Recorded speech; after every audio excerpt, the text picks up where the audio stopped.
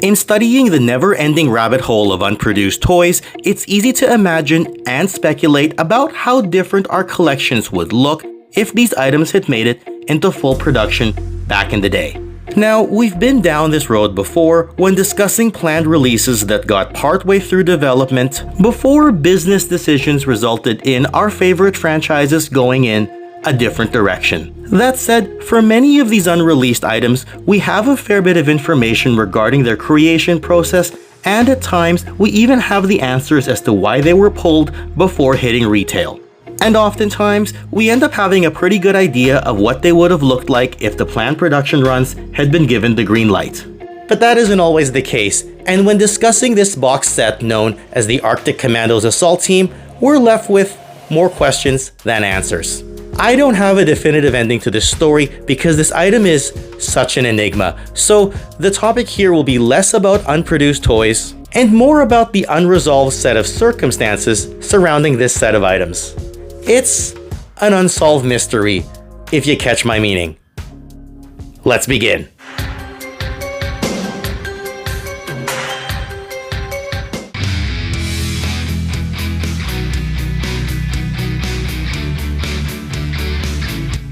For G.I. Joe, a real American hero, many planned items never got a full run simply because the toy line was cancelled entirely midway through 1994. Thus, items that were planned for later in that year, as well as the 1995 assortment, never saw the light of day. The Ninja Commandos, as well as the Manimal subset, are well-known items slated for a late 1994 release that hardcore Joe fans are well aware of. I know in the past, many, including myself, have assumed that these were planned as 1995 items, and that may have been the case depending on how production and marketing got shifted around, if we had ever really gotten them. But as we'd later learn, G.I. Joe was releasing an assortment of items on a quarterly basis by this point in time, so these did have a high chance of making it into the final quarter of 1994. And that brings us to this mysterious Arctic Commandos Assault Team set. This two-vehicle set shows a reuse in Arctic colors of the 1993 Mudbuster that was part of the Battle Corps, as well as the 1990 Locust, which was used both as a standalone vehicle as well as having a green recolor packed in with the large G.I. Joe mobile headquarters known as the General. Notice that the mock-up of the box shows names with placeholder images for two existing characters, Lowlight as well as Ambush. The resolution is low as I had to zoom into the packaging mock-up, but of course, Lowlight is a classic, having debuted in 1986, then returning in 1989 as part of Slaughter's Marauders, with yet another appearance of Lowlight in 1991. Ambush debuted in 1990, and then, as it happens, it was indeed both Ambush and Lowlight that appeared in 1993 as the figures packed in with the Dino Hunters boxed set. And to round out the set, it was also going to include a polar bear. Thus, between two vehicles, two figures, and an animal companion, you can tell that this set was going to offer a lot. Now for this item, it's impossible to pin down an exact release date or even why certain details were included on its box art, which is why this item raises so many questions. First off, author Dan Klingensmith's Creating G.I. Joe Volume 14 shows the set, which restates the inclusion of Lowlight and Ambush as packed-in figures, despite the lower clarity image I zoomed in on earlier where it was harder to see the names. But also note that there's no information on the year that it was designed, nor who amongst the G.I. Joe team was in charge of designing it. The box art itself got fully painted art, as we've shown here, but the packaging layout itself, which shows the logo and text, were only shown at the mock-up stage. In a 2023 interview conducted by G.I. Joe archivist Carson Metaxas of 3DJoes.com, he speaks with the 1990s G.I. Joe brand manager Vinnie D'Alleva to ask about this particular item. As it is an unproduced item, we certainly don't expect Vinnie to have all the answers. However, what he does state is that this was not an item that was planned for retail, and thus says that this likely would have been a mail order set. As a refresher before we move on, the Arctic Commandos as a theme was introduced with a 4-pack mail-away set in 1993, and it consisted of revised Arctic decos for Stalker, Sub Zero, DJ, and the Snow Serpent. Getting back to that 3D Joe's interview, Vinnie states that while this Arctic Commandos Assault Team boxed set also likely would have been a mail-away, he notes that they wouldn't have done a retail box for a mail-away set, thus making this packaging mock-up as well as the planned painted box art truly something of a head-scratcher. Obviously, G.I. Joe was well known for selling figures with their vehicles at retail, but this wasn't necessarily the case for mail-aways. Mail-away figures were typically sent in a mailer bag as produced in China, but vehicle mail-aways were made in the US at the time and got sent in a plain mailer box without the usual packaging. And there's also a question of whether the US or China would have tooled up a new polar bear or if Hasbro could have licensed one externally, as G.I. Joe didn't have an existing polar bear that you could just reuse for this set. I also want to point out that on the packaging mock-up, the vertically aligned logo is noticeable. G.I. Joe had typically released items with a horizontal logo, but then that changed in 1994, where some items were released with the backing cards produced with the horizontal logo, and then a bit later on in 1994 were re-released with this new vertical logo. Since this packaging mock-up utilizes the 1994 vertical style logo, is it possible that this could have been scheduled for release in 1994? Taking a closer look, the planned box art includes several characters that were already released in 1993 though. Namely, we see Iceberg, Frostbite, and Snowstorm, all from the 1993 Battle Corps group. And yes, Snowstorm is in his 1993 colors, even though he was released later on in 1994 with a different color scheme. Also notice the inclusion of Sub Zero, who was released in the aforementioned 4-pack mail-away set of Arctic Commandos from 1993. And then we have what appears to be Big Ben, which at a glance could be his 1991 release.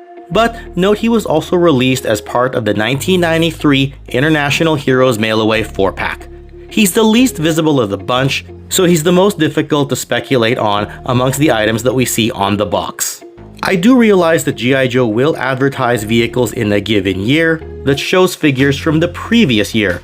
A classic example, of course, is the 1985 Ferret that shows Storm Shadow and Firefly from the 1984 assortments.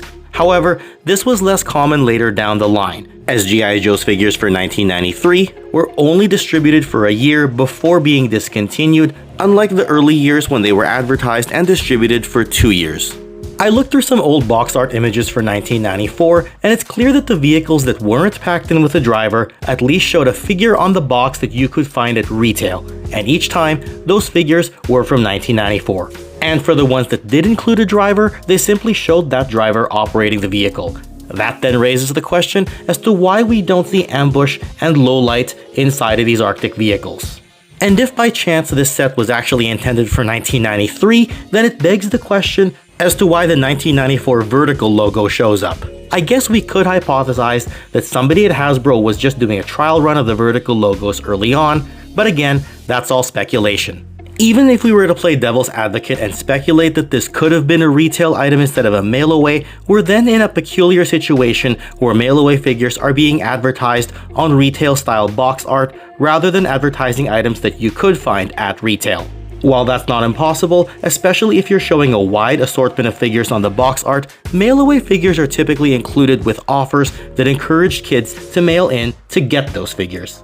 And if it was a retail item, then Vinnie D'Alleva would be more likely to recognize it since he worked on G.I. Joe's branding and marketing. Or one of our various G.I. Joe archivists within the fandom would have found a memo to give us more information, much like how Carson from 3D Joe's was able to resolve the mystery regarding the Starduster mail-away release date. Have a look at that video if you get the chance. That said, maybe somebody will uncover more information on this at some point in the future, but for now, it remains as a mystery.